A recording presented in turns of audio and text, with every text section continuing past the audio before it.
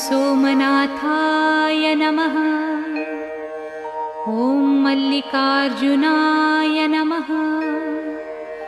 ॐ महाकालेश्वराय नमः। ॐ ओंकारेश्वराय नमः।